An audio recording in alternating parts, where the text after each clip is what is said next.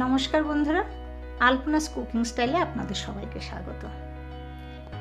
হোলির শুভেচ্ছা দিয়ে শুরু করছি সব বন্ধুদের।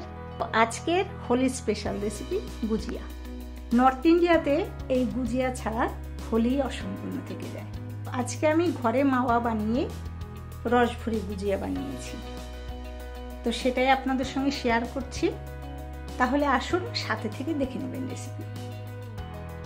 প্রথমে আমি মাওয়াটা বানিয়ে নিচ্ছি।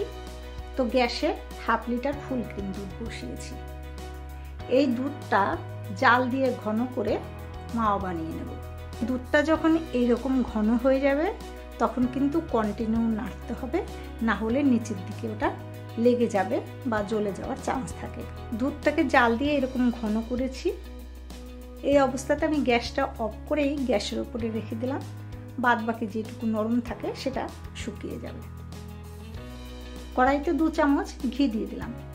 এখন এর মধ্যে বাদাম আর কাজুটাকে ভেজে নেব। বাদাম আর কাজুর যখন হালকা এরকম কালার চেঞ্জ হবে তখন এটা তুলে নেব।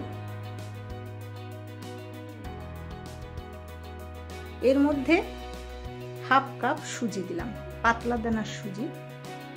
এই সুজিটা এইভাবে গন্ধ ছেড়ে আসা পর্যন্ত একটু ভেজে নেব। সুজিটাকে তুলে রাখলাম। এই মাওয়াটা ততক্ষণে অনেকটা শুকিয়ে গেছে। এটাকে ভালো করে কাচিয়ে কাচিয়ে আমি অন্য একটা পাত্রে তুলে নিলাম। এর মধ্যে এই সাইজের বাটির 1 বাটি চিনি দিলাম। এই চিনিটাকে পাউডার করে নিয়েছি। 1 বাটি গ্রেট করে নেওয়া নারকেল দিলাম। আর যে কাজু আর বাদামটা ভেজে নিয়েছিলাম সেটাকে ছোট ছোট পিস করে কেটেছি, সেটা দিলাম। আর দিয়ে দিলাম কিছুটা কিশমিশ। এইবার মাওয়ার সঙ্গে ডলে ডলে এটাকে মিশিয়ে নিচ্ছি।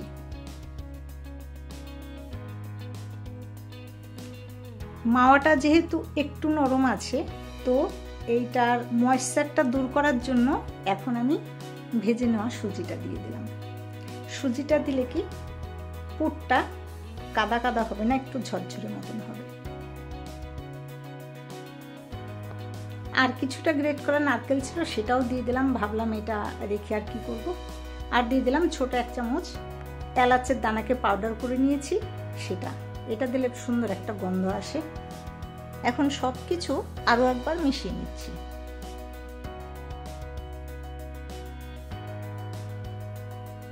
পুরটা রেডি হয়ে গেল। এখন ঢাকা দিয়ে রেখে দিচ্ছি। এইবার ময়দাটা মেখে নেব। একটা গামলাতে 3 কাপ ময়দা নিলাম। পরিমাণ মতো একটু লবণ নিলাম আর 2 চামচ ঘি দিলাম। এখন ময়দাটাকে ভালো করে ময়াম দেব। এইভাবে হাতের মধ্যে ময়দাটাকে নিয়ে ডলে ডলে ময়াম দিলে কি হয়, সব ময়দাতে ভালো করে ময়ামটা লেগে যায়। ময়াম দেওয়া হয়েছে বুঝতে পারবেন কি করে, এইভাবে ময়দাটা হাতের মধ্যে নিয়ে দলা করলে দলা হয়ে যায়, আবার ঝুরঝুর করে ভেঙে যায়। ব্যাস, ময়ামটা রেডি। এখন এর মধ্যে জল দিয়ে মেখে নেব। তো আমি 3 কাপ ময়দা নিয়েছি, ওই কাপেরই আমি 1 কাপ গুনগুনা জল নিলাম, মানে ঈষদুষ্ণ জল। সেই জলটা দিয়ে অল্প অল্প করে দিচ্ছি আর মেখে নিচ্ছি। এই ডোটা কিন্তু একটু শক্ত মতো হবে, তো একসঙ্গে জল ঢাললে হবে না।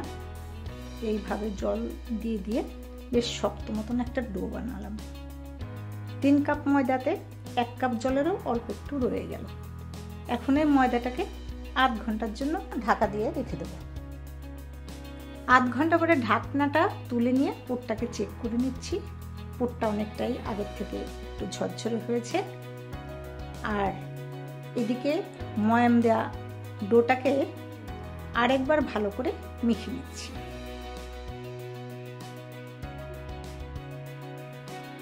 এখন এর থেকে ছোট ছোট লেচি করে নিচ্ছি। যেমন করে লুচির সাইজ মতো। এখন ওখান থেকে একটা লেচি এইভাবে চাটুতে হাতের তালু দিয়ে দাবিয়ে তারপরে বেলে নিচ্ছি। লুচির মতো বেলে নিয়েছি আর একটা প্লেটে রেখে দিচ্ছি। এইভাবে 5টা 6টা একসঙ্গে বেলে নেব, তারপরে পুর ভরে নেব। এইবার এরকম একটা ছাঁচ নিয়েছি, এটার গায়ে একটু আটা লাগিয়ে নিলাম, মানে ময়দা লাগিয়ে নিলাম যাতে ওটা চিপকে না যায়। এবার ওখান থেকে এক পিস তুলে নিয়ে এইভাবে বিছিয়ে দিলাম।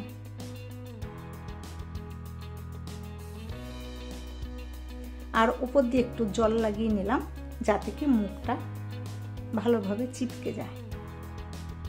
1 চামচ ভরে পুরটা দিয়ে দিলাম। 1 চামচের বেশি দিলে কিন্তু সিল করতে অসুবিধা হবে। আর এইভাবে ছাঁচাটা ধরে চাপ দিলাম আর মুখটার থেকে এক্সট্রা আটাটা রেখে দিলাম। দেখুন কত সুন্দর গুজিয়া তৈরি হয়ে গেল।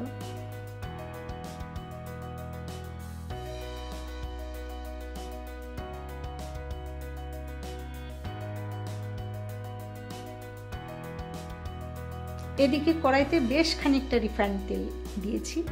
তেলটা গরম হয়েছে কিনা একটু চেক করে নিচ্ছি। পরে হাত দিয়ে যদি হাতে হিট পান সেই অবস্থাতে মানে সেই রকম গরম লাগবে তেলটা।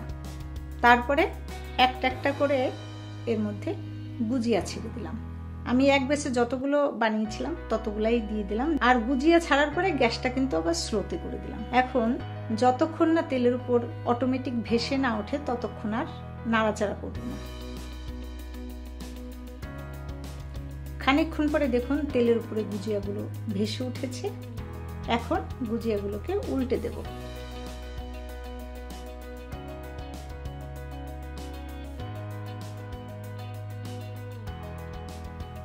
উল্টে দেবার পরে গুজিয়াগুলোকে কন্টিনিউ মাঝে মধ্যে নেড়ে যেতে হবে, না হলে চারদিকে সমান কালার আসবে না। এইভাবে গুজিয়াগুলো ভাজতে 8 থেকে 10 মিনিট টাইম লাগবে। যখন গুজিয়াটা মোটামুটি 2 পিঠ ভালোভাবে একটু ভাজা হয়ে গেছে তখন গ্যাসটাকে আর একটু বাড়িয়ে মানে কালার চেঞ্জ করা পর্যন্ত এটাকে ভাজতে হবে। তো গুজিয়াগুলো ভেজে তুলে নিলাম। গুজিয়া এইভাবেও খাওয়া যায়, আবার অনেকে চিনির রসে ডুবিয়ে খেতে পছন্দ করে।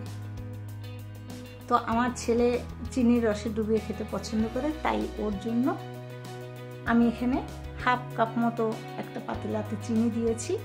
আর অল্প পরিমাণ চিনিটা যাতে একটু ভিজে যায় সেই পরিমাণ জল দিয়েছি। আর চিনিটা গলে যাওয়া পর্যন্ত আমি এটা জাল দিচ্ছি। তো চিনিটা গলে গেলে সেই অবস্থাতে আমি গ্যাসটাকে অফ করে দিলাম। আর একটু ঠান্ডা হওয়ার পরে যতগুলো গুজিয়া ধরে সেই পরিমাণে গুজিয়ার মধ্যে দিয়ে দিলাম।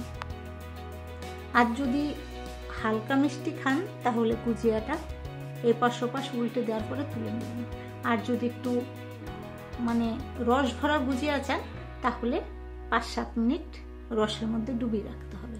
তো এইভাবে গুজিয়া বানালাম। এই গুজিয়া রেসিপিটা যদি আপনাদের ভালো লেগে থাকে চ্যানেলকে প্লিজ সাবস্ক্রাইব করবেন। আর যে সমস্ত বন্ধুরা আমার চ্যানেলে নতুন এসেছেন তারাও সাবস্ক্রাইব করবেন, লাইক শেয়ার কমেন্ট করে পাশে থাকবেন। হোলি আপনাদের খুব ভালো কাটুক, এনজয় করুন ফ্যামিলির সঙ্গে। আজকের মতো এটুকু, ভালো থাকবেন সবাই, বাই।